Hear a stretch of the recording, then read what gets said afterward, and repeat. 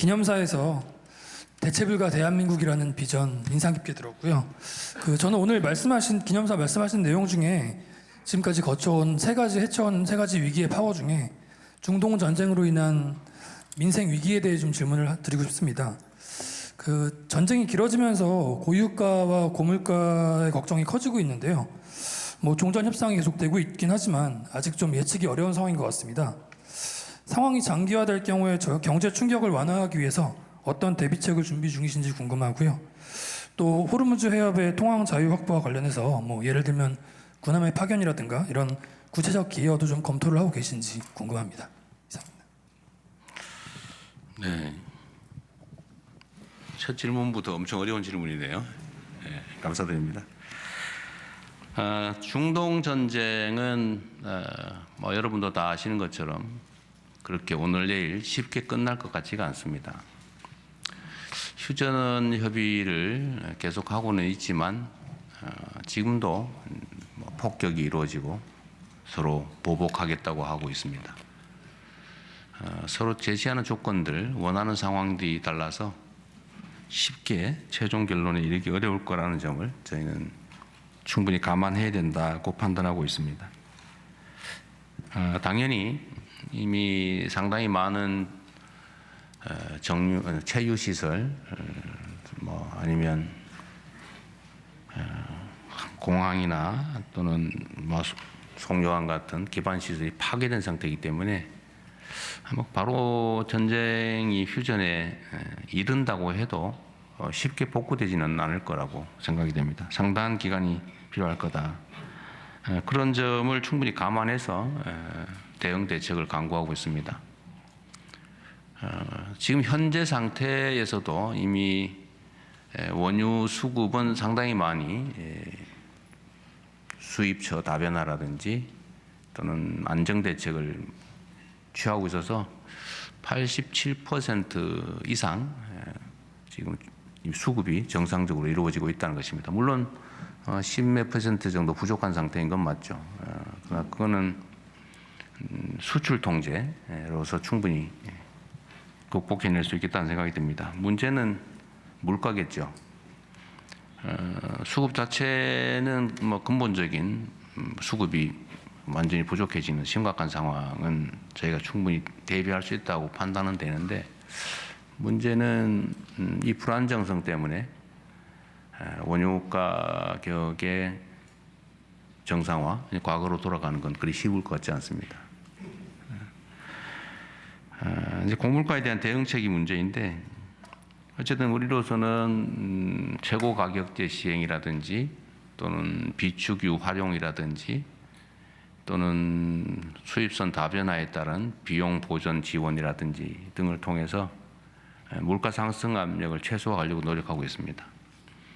석유 제품 가격 상승이 워낙 높아서 다른 물가에 미치는 영향이 매우 크긴 한데, 우리가 지금 여러분들이 보셨던 것처럼 아마 가공식품류 가격이 떨어지는 상황은 아마 경험하지 못했을 수 있습니다. 앞으로도 시장 질서를 정상화함으로써 불필요하게 과도하게 물가가 상승하는 것들을 관리하면 최악의 사태는 충분히 피할 수 있을 것이다 생각이 됩니다. 지금 현재도 물가 상승률, 전체 물가 상승률은 다른 나라에 비해서 나름 안정적으로 관리되고 있다고 판단이 됩니다. 앞으로도 그런 위험성이 높기 때문에 국가가 가진 역량을 최대한 동원해서 상승폭이 최소화될 수 있도록 할 생각입니다. 위기 상황 정도까지는 가지 않을 것으로 생각이 됩니다. 네, 다음 질의 받겠습니다. 네, 민생 경제 분야고요. 네, 한재영 기자님. 네, 안녕하십니까. 한국경제신문 한재영입니다. 반도체 호황으로 관련된 초과 세수가 상당할 것으로 예상이 되고 있습니다. 여러 군데에서 이제 제안들이 나오고 있습니다. 국민배당금이라든지 또 국부펀드 투입 같은 아이디어들이 제시가 되고 있습니다. 일각에서는 국가 채무 상환하는데 초과 세수를 우선적으로 활용해야 한다는 의견도 있습니다. 대통령께서 모두 말씀에서 의견을 주시긴 했지만, 대통령께서 생각하시는 초과 세수를 가장 효과적으로 사용할 수 있는 방안이 뭐고 또 그것을 고민할 때 가장 큰 원칙이 무엇인지 궁금합니다. 아울러서 기업의 그 초과 이윤단에서 세수가 아닌 기업의 이윤단에서 활용하는 방안에 대해서도 대통령께서는 어떻게 생각하시는지 궁금합니다. 이제 분명하게 좀 구분해야 될 게 우리 한재영 기자께서 말씀해 주신 것처럼 초과 세수의 활용 방안과 초과 이윤의 활용 방안은 완전히 다릅니다. 근데 이걸 잠깐 뒤섞어 쓰는 바람에 좀 혼란이 있었지만 잘 정리해 주셔서 고맙습니다. 우선 좀 쉬운 의제로 초과 세수를 어떻게 활용할 것이냐에 대해서는 논쟁이 많이 있을 수 있습니다. 말씀하신 것처럼 빚을 갚자 또는 뭐 펀드를 조성해서 어떻게 쓰자 뭐 등등이 있을 수 있습니다. 저희도 나름 많은 고심을 하고 있습니다. 그냥 일반적인 세수로 취급해서 그냥 재정 지출을 하는 방법도 있죠. 통상적인 방법이죠. 과거가 그랬죠. 부채의 예를 들면 증가와 관계없이 많이 들어오면 많이 쓰고 적게 들어오면 적게 쓰고 이거는 재정의 역할을 포기한 행태죠. 바보 같은 짓이다 가장. 형편이 좋을 때는 형편이 나쁠 때를 고려해야 되고 형편이 나쁠 때는 형편이 좋아질 때를 생각하고 하는 게 그게 정책이죠. 그냥 들어오는 대로 다 쓰는 그런 건 정책이 아니라 바보짓이다. 그렇게 하는 경우도 있습니다. 그런데 그래서 일반 세수 취급을 해서 재정 지출로 소진하는 것은 하나의 방법이긴 한데 그건 일단 배제해야 될 것 같고요. 두 번째는 좀 쉬운 방법이 이제 국채 비율을 줄이는 거죠. 그것도 상당한 사람들이 이때까지 국가 부채가 조금 늘어났으니까 갚자. 빚이 없는 게 최고다 이런 생각을 하는 사람들이 있습니다. 근데 빚이 없는 게 절대 진리는 아닙니다. 그게 또 바보 같은 짓 중에 하나인데 현재의 1조 원의 가치와 10년 후에 1조 원의 가치가 비교할 수 있지 않습니까? 그럴 때 현재 1조 원의 가치가 높다면 어떻게 해야 돼요? 뭐 지금은 써야지. 근데 미래의 가치가 훨씬 높다. 그럼 갚아야죠. 나중에 써야죠. 근데 지금은 여러분들 생각하시는 것처럼 또 알고 계신 것처럼 국가의 잠재 성장률이 연간 0.2% 선에서 계속 떨어지고 있어요. 그래서 5년마다 국가의 잠재 성장률이 1%씩 떨어지고 있습니다. 통계가 그래요. 정권이 한번 지나면 잠재 성장률이 1%씩 떨어져 있어요. 지금도 1.5% 이하로 떨어질 걸로 이미 다 계산이 나와 있어요. 그건 뭐 누가 잘못해서가 아니라 그냥 현재 국가 상태가 그래요. 인구도 줄고 예를 들면 노동 생산성도 그렇고 다 숫자상으로 계산이 나와 있죠. 그래서 이 잠재 성장률을 높이는 게 정말로 중요한 과제입니다. 빚을 갚으면 그게 올라가냐? 그건 아니죠. 그래서 세 번째가 이제 잠재 성장률 등의 미래에 투자하는 것입니다. 왜냐하면 언젠가는 또 이건 초과세수이기 때문에 예상을 벗어나는 진폭을 벗어나는 초과세수라서 그건 또 없어질 수도 있고 이런 상승도 있지만 하락도 있거든요. 진폭이 있지 않습니까? 그래서 초과세수는 저희 생각으로는 가장 중점적으로는 미래 세대를 위한 또 대한민국의 성장 잠재력을 키우는 방향에 투자를 해야 되겠다. 그렇게 생각하고 있습니다. 그럼 구체적으로 어디다 투자할 거냐? 예를 들면 뭐 반도체와 같은 새로운 성장 동력을 발굴하는 거죠. 발굴하고 투자해서 만들어내는 겁니다. 민간이 할 수 없는 그러나 꼭 할 수 있고 또 해야 되는 영역에 대대적인 투자를 할 수 있죠. 또 다음 세대들 특히 청년 세대들이 지금 되게 어려운데 우리가 미래를 위해 투자를 해놓으면 다음 세대들에게 희망을 줄 수가 있겠죠. 농사를 짓는다고 하면 매년 그에 씨 뿌려서 그에 거두는 거 중요하죠. 그러나 나무를 심는 것처럼 내 당대에는 수확이 안 되더라도 30년, 50년, 100년이 지난 다음에 후손들이 쓸 수 있게 뭐 숲을 가꾼다든지 아니면 생산성은 높은 부가가치는 높은 뭐 과소나무를 심는다든지 뭐 이런 걸 할 수 있겠죠. 지금은 미래를 위한 투자를 할 때가 아닌가. 그래서 그쪽 방향으로 집중하고 있다는 말씀을 드립니다. 잠재 성장률 회복에 장기 투자하는 방향으로 중심을 잡고 있다 이렇게 이해해 주면 되겠고요. 초과이윤 부분은 매우 논쟁적인데요. 이번에 아마 여러분들 삼성전자의 영업이익률 배당을 둘러싼 노사 갈등에 대해서 관심이 많으셨을 거예요. 일단은 잘 수습되긴 했는데 이게 이제 우리 사회에 완전히 새로운 화두를 던졌습니다. 사실 우리 기성, 뭐 저도 노동운동에 관심이 많은 사람이고 또 노동자 출신이기도 하고 우리나라 산업 경제 체제를 어떻게 꾸려가야 될지 이제 국가적 결단에 책임을 지는 사람이 됐는데도 그 문제는 정말로 어려운 문제죠. 그런데 우리가 상상했던 것은 회사에 이익이 많이 남으니까 월급 올려달라 그래야지 15% 20% 올리자 뭐 이런 걸 했는데 영업이익을 나눠 갖자 우리는 상상을 못했죠. 아주 발랄하지 않습니까? 그런데 이게 잘못된 건 또 아니에요. 이게 새로운 상황이 온 겁니다. 새로운 상황이 도래했어요. 과거에 우리가 기업의 영업이익률은 10% 넘으면 엄청나게 잘 되는 기업이었는데 영업이익률이 50% 넘는 거 다른 나라 보고도 우리가 놀랐는데 영업이익률이 75%를 넘어가고 있어요. 파는 게 다 남는 거예요, 거의 다. 옛날에 전혀 상상조차 할 수 없었던 그런 상황이 도래한 거죠. 어떻게 대응할 것이냐. 그럼 그게 전부 다 개별 기업 것만이냐에 대한 논쟁도 있는 거죠.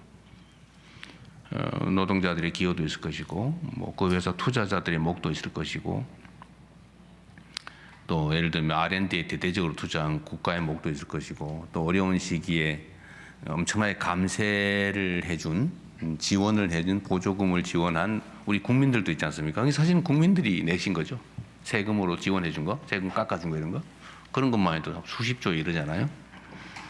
이걸 대체 어떻게 할 거냐. 근데 문제는 저도 그 점 때문에 참 고민을 많이 했습니다. 이게 과연 타당한 주장인가? 이게 과연 노동쟁의의 대상이 되는 사안이냐? 이게 소위 경영권에 해당되는 거 아닌가? 노동쟁의 대상이라고 보지 않을 수 있지 않을까? 뭐 이런 고민도 많이 했는데 결론은 못 냈어요. 우리가 앞으로 가야 될 아마 앞으로 도래하게 될 새로운 사회는 이런 논쟁이 엄청 많아질 겁니다. 그래서 과거에 인공지능세, 로봇세를 도입해서 그걸로 뭐 첫째는 복지를 향상하자는 전통적 주장도 있고 두 번째는 그걸로 유효 수요를 창출하지 않으면 수요가 사라져서 자본주의의 선순환이 불가능해진다. 그러니까 이거를 일정 부분은 우리 국가 공동체가 걷어서 소비 수요를 유지를 하도록 소비자에게 지원해 줘야 된다. 우리 실리콘밸리에서 주장하는 기본소득론이었죠. 근데 그게 이제 현실이 돼가고 있는 거예요. 문제는 우리나라만 먼저 이런 걸 하면 어떻게 되겠어요? 기업들이 다 탈출하는 상황이 발생할 수도 있죠. 해외의 유력한 첨단 기업들이 국내 투자를 꺼리게 되겠죠. 한국에 가면 영업이익률이 높으면 그중에 일부를 떼어서 하라는 사회적 압력이 있어 라고 하게 되면 그런 부담 있는 나라에 투자하는 게 좀 망설여지지 않겠어요? 우리 국내 기업들도 마찬가지죠. 이게 어쩌면 법인세를 올리는 거 비슷하잖아요. 아주 또 불안정하게. 이 법인세 같은 경우는 예정이 돼 있어요. 합리적으로 예측할 수 있죠. 그런데 몇 퍼센트를 나눠 갖자고 싸움을 해서 그때 결정을 해야 돼? 라고 하는 건 매우 불안정하죠. 예측하기 어렵다. 그래서 이게 국가 산업 정책에도 매우 심각한 영향을 미칠 수 있는 의제예요. 우리나라 안에서만 논쟁해서 끝낼 일이 아닙니다. 해결될 수 없어요. 전 세계적인 공통 의제가 곧 돼 가겠죠. 그럼 그 이전 단계에서는 우리가 이 초과 이윤의 처리 문제에 대해서는 논쟁 자체가 매우 신중해야 된다. 논의는 할 수 있겠죠. 그러나 그게 자칫 잘못하면 지금 겨우 이제 일어서는 중인데 새싹이 자라나고 있는 중인데 그 새싹을 밟는 상황이 발생할 수도 있습니다. 그래서 매우 신중하게 접근하되 모른 척 할 수는 또 없다. 그러나 이건 국내에 제한되는 논의가 아니라 전 세계의 국제 무역 질서까지 영향을 크게 미치기 때문에 국제적 단위의 논의가 좀 필요하지 않을까 그런 생각이 듭니다. 매우 어려운 주제인데 피할 수는 없는 또 현실이기도 합니다. 근데 말이 좀 길었네요. 그래서 웬만하면 말 안 하는 게 좋습니다. 네. 네, 다음은 대통령님께서 그래요? 네. 지목하셔서 한 개 질문 받겠습니다. 이번에는 네. 여성들이 하시면 좋을 것 같아요. 이 줄도 좀 바꿔서 우리 저기에 흰 옷 입으신 분 중간에. 네. 네, 송주영 기자님. 네. 네, 질문 기회 주셔서 감사합니다. MBN 송주영 기자입니다. 대통령께서 모두 발언에서도 부동산 개혁에 대한 의지를 다시 한번 강조하셨는데요. 관련 질문 드리겠습니다. 이번 6.3 지방선거에서 특히 서울시장 선거 결과는 수도권 부동산 민심이 반영됐다는 평가가 있습니다. 대통령 취임하신 이후에 전세난이라든가 매매 가격이 상승을 했기 때문도 영향을 미친 것으로 보이는데요. 이 보유세 상승과 전세난 그리고 정비사업 규제 완화에 대한 불만과 기대감이 뒤섞인 것으로 보이는데 대통령은 이런 해석에 대해서 어떻게 생각하시는지 궁금하고요. 그리고 대통령이 생각하시는 향후 부동산 정책 운용 계획에 대해서도 궁금합니다. 네, 대한민국에서 가장 어려운 문제, 현실적인 문제에 말씀을 해주셨습니다. 정말 어렵죠. 부동산은 묘하게 소위 개혁 정부가 들어서면 올라가요. 소위 보수 정부 이런 제가 진보 보수 이런 말 쓰기 싫어서 그런데 자꾸 쓰게 되네요. 어쨌든 그냥 썼으니까 하죠. 보수 정부에서 집권을 하면 부동산 값을 올리려고 고사를 지내는데도 안 올라가요. 담보도 풀어주고 이자율도 낮추고 빚내서 집 사라고 막 고사를 지내고 그냥 안 올라요. 안 오르고 있다가 그게 몇 년 동안 쌓여가지고 이 개혁 정부가 들어서면 그때 팍 올라가요. 그러니까 몇 번 경험이 쌓이다 보니까 이상하게 그런 선입관, 아무 관계가 없지만 그런 선입관이 생겨났죠. 저는 이 악순환의 고리를 끊어야 된다고 생각합니다. 대한민국의 미래 발전 가능성을 갉아먹는 또 현재 대한민국을 위협하는 여러 문제들이 있지만 그중에 제일 심각한 게 부동산 투기예요. 아무도 일하려고 하지 않습니다. 왜냐하면 남들이 은행에서 돈 빌려가 자기 돈도 아니에요. 남의 돈 빌려가지고 막 집을 몇 채씩 사놨더니 가만히 있다 보니까 그 일하는 것보다 훨씬 많은 수익을 준단 말이에요. 이때까지 경험이 그랬어요. 나는 이때까지 열심히 일했는데 결론은 보니까 나 패자처럼 느껴지는 거죠. 근로의욕을 훼손하죠. 그리고 그 과정에서 온갖 탈법, 편법들이 난무하죠. 그리고 결국은 그게 대한민국의 경제 구조를 통째로 왜곡했어요. 예를 들면 지금도 그렇게 크게 개선되지는 않았습니다. 모든 국가 자산의 또는 역량이 부동산에 다 잠겨 있어요. 대한민국 국민들이 가지고 있는 자산 중에 부동산이 차지하는 비율이 엄청나게 높습니다. 많이 개선된데도 그래요. 여전히 1등일 겁니다, 아마. 그러다 보니까 이게 우리가 가지고 있는 소위 자본이라고 하는 게 부동산에 매여가지고 생산적 역량이 투입되지를 못하고 그러니까 주식시장은 저평가되어 있죠. 그것도 여러 가지 이유가 있죠. 이게 다 얽혀 있어요. 그래서 저는 부동산 투기 공화국을 탈피하는 게 이 나라가 살아가는 길이다, 살아남는 길이다라고 생각합니다. 이게 언젠가는 여러분도 생각해 보세요. 대한민국의 부동산 가격이 비정상적으로 높다는 사실은 통계적으로 다 증명돼 있어요. 예를 들면 특정 계층이 하나도 안 쓰고 버는 돈을 싹 다 모았을 경우에 얼마를 모아야 몇 년을 모아야 집을 살 수 있나 이런 통계 있잖아요. 대한민국은 아마 15년 넘게 걸리는 걸로 돼 있을 거예요. 아마 세계에서 가장 높은 쪽에 속할 겁니다. 인생을 오로지 집 사는데 또는 집값 갚는데 다 바치는 거죠. 그리고 언젠간 터지겠죠. 이게 비정상적이거든요. 근데 집값이 오르면 오를수록 물가 상승률 정도 오르는 건 모르겠어요. 근데 비정상적으로 자꾸 오르면 언젠가는 이게 터질 수밖에 없죠. 일본이 한번 터졌잖아요. 30년 고생을 했다고 해요. 근데 일본은 그나마 우리 그 민간 가계에서 저축 자산이 많았는데 우리 대한민국은 민간의 부채가 많죠. 빚이 엄청 많아요.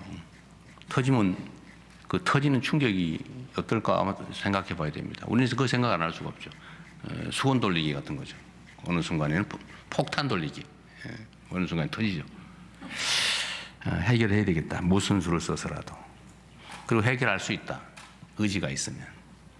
수단은 많죠. 예를 들면 수요 공급에 따라 가격이 결정되니까 일단 제일 쉬운 게 공급을 늘리는 거예요. 막 그린벨트 훼손해가지고 막 신도시 만들어 지으면 해결 일시적으로 되죠. 근데 문제는 어떻게 됩니까? 그 지방이 다 죽죠. 막 서울로 다 몰려와가지고 지방이 다 죽어요. 안 그래도 죽고 있는데 재건축, 재개발을 열심히 하는 뭐 그것도 하나의 방법이죠. 자투리탕이라도 있는 거, 이 개발해서 집을 짓는 거, 뭐 여하튼 이런 신축 공급도 있고 또 다른 공급 방법이 있죠. 사실은 엄청난 공급 자원인데 집을 막 200채, 막 500채, 막 누가 그러던데 집을 한 채 한 채 사모았다는 사람도 있었는데 이렇게 사모아가지고 투기용으로 가지고 있는 경우가 있죠. 이걸 좀 내놓으면 엄청난 공급 여력이 있죠. 수요를 억제하는 게 있죠. 예를 들면 시장이 꼭 필요한 사람이 필요해서 사는 거. 그래서 공급과 수요가 균형을 맞춰서 만들어지는 가격은 정상적인 거예요. 그건 뭐 그래서 올랐다 또 내렸다. 그건 자연스러운 거죠. 근데 문제는 나도 집을 한번 사 모아봐야지. 20채 사는 게 목표야. 뭐 이렇게 한다든지 3채는 사야지. 월세 받아가지고 이렇게 생각을 해가지고 막 가수요, 투기수요 이런 게 좀 많잖아요. 근데 이런 걸 좀 줄이면 수요가 줄어들겠죠. 꼭 필요한 집 살 수 있게. 그래서 이 수요 공급을 조정하는 장치는 여러 가지가 있습니다. 뭐 규제의 문제도 있고요, 금융의 문제도 있고, 또는 세제의 문제도 있죠. 근데 우리나라의 보유세가 대체로 낮습니다. 그래서 많이 사모아도 부담이 별로 없어요. 근데 다른 나라들은 꼭 쓸데없이 부동산을 막 사가지고 있으면 부담이 돼가지고 어느 순간에 그 부동산이 사라져버려요. 그러니까 필요한 사람이 부동산을 가지고 있어요. 필요한 사람이 그걸 사서 쓸 수 있어요. 근데 우리나라는 무슨 임야도 아무짝에 쓸모없는 임야도 막 몇만 원, 최하 몇만 원, 만 원 안 하는 임야가 없어요, 대한민국에. 저기 산에 있는 돌덩이 한 개, 이것도 산인데 그것도 몇만 원씩 해요. 이유 없어. 그냥 땅이니까. 밭은 막 몇십만 원씩 해요. 땅으로 대지로 바꿀 가능성이 있는 땅은 농지 임야라도 한 400~500만 원씩 해요. 이상하잖아요. 그래서 못 써요. 꼭 필요한 사람이 못 써요. 이걸 고쳐야 되겠다. 일단 근본적으로는 기대 수익률을 낮추는 겁니다. 정상으로 투자를 해가지고 수익이 생기는 건 괜찮은데 투기를 위해서 땅을 사 모아놓으면 돈이 되더라. 수십 년 동안 그러다 보니까 앞으로도 그럴 거라고 믿어지죠. 그걸 해결을 해야 되겠다는 게 제 생각입니다. 답은 다 드렸는데 정리를 하면 필요한 영역에서 신축이든 재건축 재개발이든 공급을 늘리는데 지금 제가 가급적이면 남 얘기 나쁘게 안 하려고 하는데 2022, 23, 24년 이 3년 동안에 공급이 확 줄었어요. 뭐 이상하게 재건축 재개발도 엄청나게 많이 줄어들고 인가도 줄어들고 착공도 줄고 공급량이 확 줄었습니다. 거의 절반 가까이 줄었어요. 이걸 속도를 내서 좀 빨리 해야 되겠다. 신축이든 택지 개발이든 또는 재건축 재개발이든 속도를 내서 빨리 한다. 공급을 늘리는 거죠. 그다음에 투기 투자 목적으로 가지고 있는 거주용이 아닌 주택에 대한 부담을 늘리자. 그래서 팔아서 시장에 나오게 하자. 그리고 남의 돈으로 부동산 투기하는 거는 막자. 그 국가 경제에 도움이 안 된다. 언젠가는 금융기관도 대형 사고가 나는 수가 있다. 대한민국처럼 부동산 담보대출 많은 나라가 없어요. 그래서 신용대출 또는 담보대출을 좀 줄이자. 대한민국에도 민간 부채가 너무 많아요. 어느 순간에 큰일 날 수가 있습니다.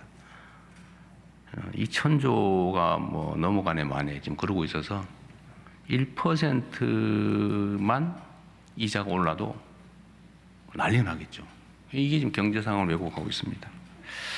그래서 뭐 대출, 금융 부분도 좀 정리를 하고 또 세제 문제 제가 여러 차례 얘기했으니까 여러분도 아마 아실 겁니다. 거주하기 위해서 거주 용도로 주택을 가지고 있는 거 보호해야죠. 부담이 너무 커지면 안 되니까. 근데 그게 거의 사치품화되어 있다. 그러면 서구 선진국이 하는 것만큼의 보유 부담을 갖게 하는 게 맞겠다. 또 여러 채를 가지고 있다. 뭐 하는 건 상관없어요. 뭐까지 하지 않습니다. 자본주의 사회니까. 그러나 그 상하는 부담은 하게 하자. 그 여러분도 월급 타서 세금 내잖아요. 일정 수준이 넘으면 소득이 한 40, 한 5%, 8%를 거의 절반에 가까이 내죠. 뭐 그렇게 절반 내는 여러분이 계실 것 같지는 않은데, 그런 어쨌든 올라가면. 그런데 이 투자 소득은 뭘 왜 그렇게 많이 깎아줘야 됩니까? 열심히 일해서 버는 세금은 절반 가까이 내는데 1억만 돼도 그 정도 내잖아요. 근데 이게 뭐 몇십억 돼도 세금이 거의 없어요. 뭐 오래 가지고 있다고 막 깎아주고요. 그 오래 투기했다고 뭘 깎아줍니까? 그 투기 권장 사회였던 거죠. 그래서 제가 부동산 정책에는 집 여러 채 가진 사람은 복사하는 사람도 다 빼자 이래가지고 다 빼고 있어요. 정말로 국가 경제와 상식에 따라서 정책 결정을 할 수 있게요. 좀 그렇게 세제, 금융, 규제, 공급 이런 것들을 정리해서 조만간에 정리를 해서 한꺼번에 하려고 합니다. 어차피 세제 문제는 7월 달이 돼야 아마 가능할 거고요. 그건 내년 예산할 때 한꺼번에 해야 될 것 같아서 그때쯤에 정리하고 공급을 늘리는 정책은 지금 정리는 하고 있는데 속도를 좀 빨리 내는 걸로 조만간에 그것도 정리해서 발표하게 될 겁니다. 그리고 선거와의 영향에 관한 얘기인데 원래 선거를 지고 나면 진 이유가 만 가지고요. 선거에 한 표라도 이기고 나면 이긴 이유가 만 가지입니다. 뭐 분석하는 건 이유가 다양하죠. 선거 얘기는 누가 일단 물어볼 거라서 그때 가서 하기로 하고. 근데 이 부동산이 어떤 영향을 미쳤냐? 저는 그건 상수였다고 봐요. 그건 당연한 거예요. 그것 때문에가 아니고 그건 원래 있는 거예요. 그 위에서 어떤 결정이 나느냐가 중요하죠. 예를 들면 그런 질문과 비슷할 것 같아요. 서울의 보수 진영이 몇 %인데 또는 경상도 출신이 몇 %인데 전라도 출신이 몇 %, 이게 어떤 영향을 미쳤냐, 이거와 비슷하지 않을까 싶어요. 부동산 가격은 이미 서울의 주요 의제예요.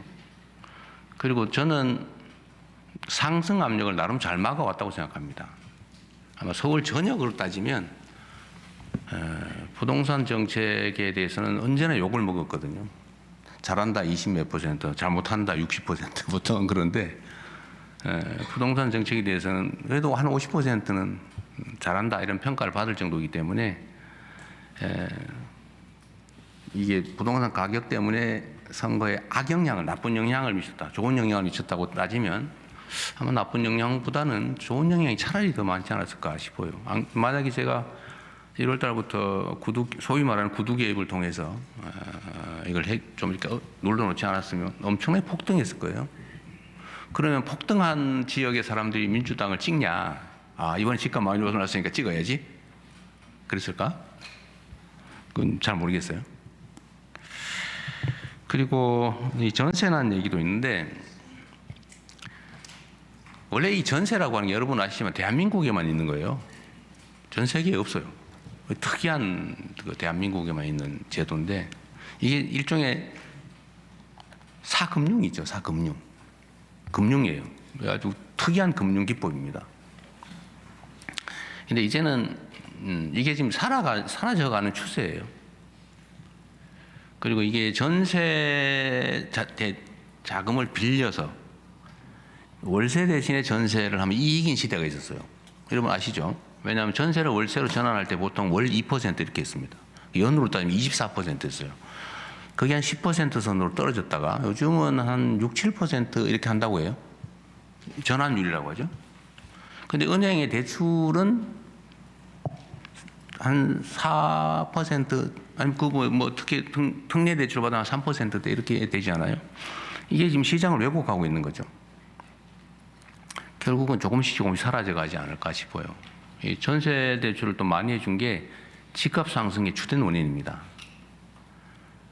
그러니까 당장 따뜻하자고 막 전세 대출해주고 반환 담보 대출해주고 막 그러다 보니까 전세 사기도 생겼잖아요.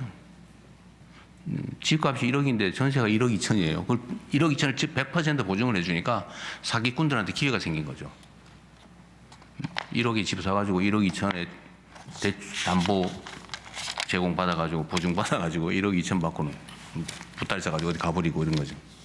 그래서 엄청난 피해가 생겼어요. 이제 이게 다 정상화되는 과정이 필요합니다. 그 사이에 전세 물량이 좀 줄었죠. 전세 물량이 주는 건 당연해요. 왜냐하면 제가 다주택자들의 양도세 유예를 이제 끝내고 그 기간 안에 팔아라. 거기서 많이 팔았잖아요. 그러니까 원래 세 주던 건데 팔았으니까 세 물량이 줄죠. 그래서 전세가가 폭등이 왔냐? 그건 또 아니에요. 왜냐하면 그 필요한 사람이 산 거예요. 새 사는 사람들이 즉 무주택자가 그 집에 들어가 살기 위해서 산 겁니다. 수요가 그만큼 줄었죠. 그래서 그것 때문에 뭐 전세 물량이 부족해서 폭등했다는 사실은 그런 상황을 원하는 사람들이 만든 논리죠. 이것도 정상화 과정 중의 일부다. 전세 상승률에 대한 통계를 좀 보면 물론 전세 체감 되게 많이 올랐던 건 사실인 것 같아요. 물량이 줄었으니까. 그러나 통계적으로 보면 그렇게 뭐 대폭등을 하거나 그런 건 아닙니다. 뭐 우리 잘했다는 얘기는 아니고요. 정상화 과정이다. 그래서 앞으로 공공 공급은 이런 임대를 좀 싸게 좋은 곳에 평범한 중산층 정도 충분히 살 수 있는 좋은 품질의 것으로 지금 공급을 하려고 합니다. 조금씩 해결되지 않을까 싶네요. 주제가 너무 어렵다 보니까 말이 길었습니다. 네. 네. 다음으로는 대학생 기자의 질의. 이거 하나 더 합시다. 저기 네. 아까 균형이 여기 있고 요 저줄에 있고 이 줄 빠졌죠. 이 줄에도 여성이 한번 하기로 하죠. 네. 우리 오른쪽에 두 번째. 네. 아니 거기 바로 세 번째. 뒤에. 네. 미안합니다. 내일신문 김영선 여성 중에 두 번째. 기자입니다. 네. 네, 저 내일신문 김영선 기자라고 합니다. 그 지난 1년 참 누군지는 모릅니다. 지난 1년을 돌아보면 주요 성과로 코스피 8,000 돌파를 꼽지 않을 수가 없는데요. 그 자본시장 활성화나 아니면 한국 시장에 대한 재평가가 이루어진 거에 대해서 좋은 평가가 있었던 것 같습니다. 그 8,000선 돌파에 대한 어떤 그 자본시장 활성화에 대한 어떤 평가 말씀이 듣고 싶고요. 또 생각보다 속도가 빠르게 올라가다 보니까 좀 골이 깊지 않을까에 대한 걱정도 많은 것 같은데 이에 대한 대통령 생각은 어떠신지 궁금합니다. 네. 지금 제가 들어오면서 보니까 8,000이 깨졌더군요. 8,000이 깨졌으니까 대폭락이 왔다고 누가 얘기할 수도 있는데 2,700에 비하면 엄청 올라온 거죠. 원래 뭐 주식 시장은 진폭이 좀 크긴 하지만 진동이 있기 마련이죠. 맨날 올 수만은 없고 맨날 내릴 수만도 없습니다. 적정한 가격 균형점을 찾아가는 과정이죠. 끊임없이. 상황은 변하니까요.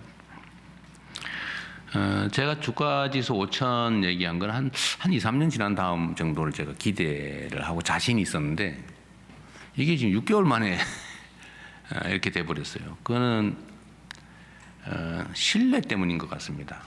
그러니까 이게 새로운 상황을 만든 게 아니고 비정상의 정상화 과정이었기 때문에 이 정상화 되는구나라고 확신이 드는 순간에 이걸 2, 3년 기다릴 이유가 없는 거죠. 정상을 찾아가는 마치 용수철처럼 우리나라 주식시장은 너무 과도하게 눌려 있었어요.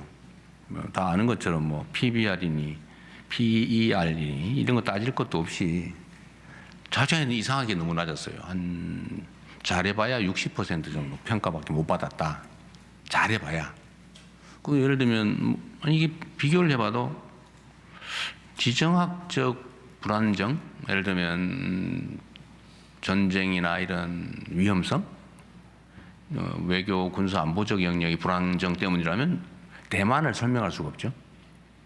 사실 대만이나 이쪽보다 한반도가 더 군사 안보적 측면에서는 더 불안하지 않나요? 아니 뭐 얘기하면 우리가 북한을 막 어떻게 집적거리지 않은 한 좀 집적거려서 문제가 되긴 했죠.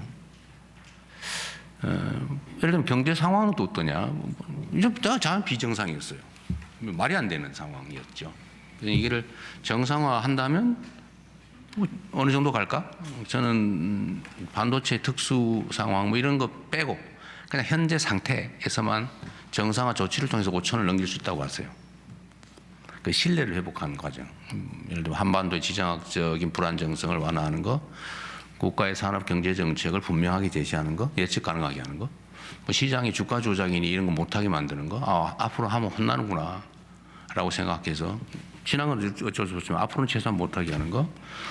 예를 들면 뭐 회사의 기업 이익이 늘어나도 뒤로 소위 파이프 박아가지고 다 빼돌리고 뭐 이런 거 있잖아요. 파이프라인이라고 그러나? 뭐 그런 거 있어요. 이렇게 해왔으니까 또 뭐 예를 들면 이중 상장하고 그다음에 뭐 물적 분할해가 쏙 빼먹고 남의 암소의 송아지는 자기가 가져버리고 막 이런 거 있잖아요.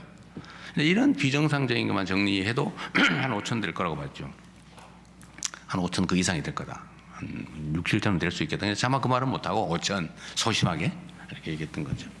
근데 거기에 이제 반도체 특수가 이제 생겨난 거죠. 더하기 해야죠.